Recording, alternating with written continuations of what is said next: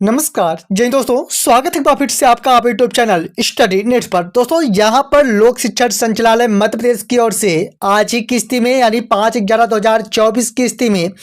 समस्त शाला प्रभारी जो कि शासकीय विद्यालयों में प्रभार प्राप्त किए हुए जितने भी प्रधानाध्यापक या प्राचार्य हैं उनके लिए महत्वपूर्ण रूप से आदेश जारी किए गए हैं, जिस पर गेस्ट फैकल्टी पोर्टल पर नामांकन एवं रिक्तियों की जानकारी अपडेट किए जाने के संबंध में महत्वपूर्ण रूप से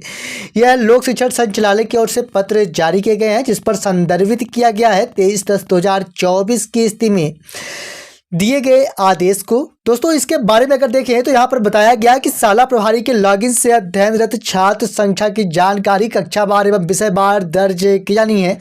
कहना यह है कि शाला प्रभारी जो कि अपने ही लॉगिन और पासवर्ड के साथ जितने भी छात्र संख्या है उनकी जानकारी कक्षा वार एवं विषय वार दर्ज की जानी है। कहना यह है कि माध्यमिक शालाओं में या फिर प्राथमिक शालाओं में रिक्तियों के आधार पर अतिथि शिक्षकों की व्यवस्था हर एक हफ्ते की जानी है और इससे संबंधित यह जो लेटर है यह अर्जेंट में जारी किया गया है। बताया गया कि प्रत्येक शाला में विद्यार्थी संख्या एवं सेक्शन के आधार पर शाला प्रभारी द्वारा आवश्यक रिक्तियों का दिनांक 6/11/2024 यानी कल तक का यहाँ पर समय दिया गया है, जिससे अनिवार्यतः पोर्टल पर अपडेट किया जाना है। साथ ही में अगर नहीं किया जाता है किसी कारणवश सेक्शन व साथ ही में छात्र संख्या अपडेट, उस स्थिति में आपकी जितनी भी शालाएं हैं उन पर रिक्तियों के आधार पर अतिथि शिक्षक उपलब्ध नहीं कराए जा सकेंगे। इस प्रकार की स्थितियां स्पष्ट की गई हैं। और साथ ही में यदि किसी शाला में शाला प्रभारी का नाम दिखाई नहीं दे रहा है, यानी काफ़ी ऐसे शाला प्रभारी हैं, प्राचार्य या फिर संस्था प्रमुख या फिर प्रधानाध्यापक हैं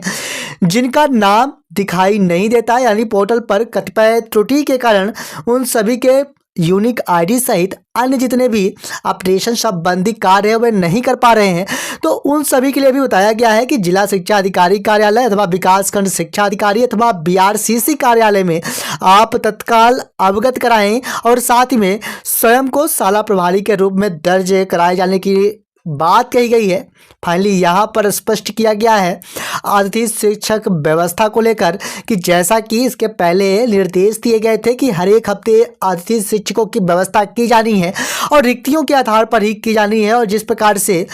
रिक्तियों के आधार पर शिक्षक या अतिथि शिक्षकों की व्यवस्था किए जाने संबंधी निर्देश प्राप्त किए गए हैं और ठीक उसी के अनुक्रम पर भर्ती प्रक्रिया पूर्ण की जानी है और उसी संबंधित यह जो कार्रवाइयां हैं यह की जानी है, और जो कि 6/11/2024 तक का समय दिया गया है। और इसी बीच